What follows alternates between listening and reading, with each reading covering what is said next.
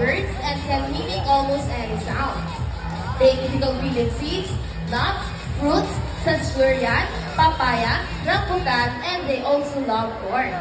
Now guys, do you think Dazzle has the ability to find a hidden object? If it's yes, then say, you can do it, Dazzle! You can do it! Come on, Dazzle, you can do it! Find a hidden object for us. Tingnan mo, alam na alam mo. Alam na. And he found it! A round of applause for Dazzle, the trainer Dana.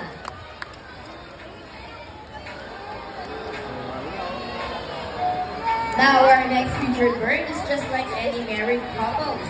Monogamous. Meaning their mates are partners for life. Pretty romantic, right? But as any couple will attest, in relationship, there will always be battles. Meet Sassy and Rocky, our beautiful pair of twins with Mako. And today, they will battle now to see who's the best in basketball game.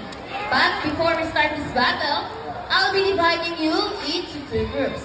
So all the girls will cheer for Sassy. Come on girls, let's cheer for Sassy.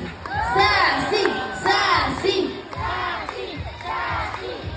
How about for the boys? Let's cheer for Rocky. Rocky, Rocky. Alright, girls ready. Trainers ready. Set, go. Here's Rocky first ball. Followed by Sassy. Second ball for Rocky. Oh, it's a tie for the last ball. Rocky wins. Trainer April, you lose this time. What can you say about that? Hold it, we want another race. She wants another race, Trainer Jerry. Are you sure about that? Do you want Sassy to lose again?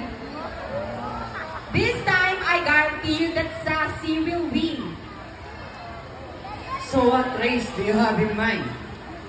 I'm thinking about the ring race. What is the ring race?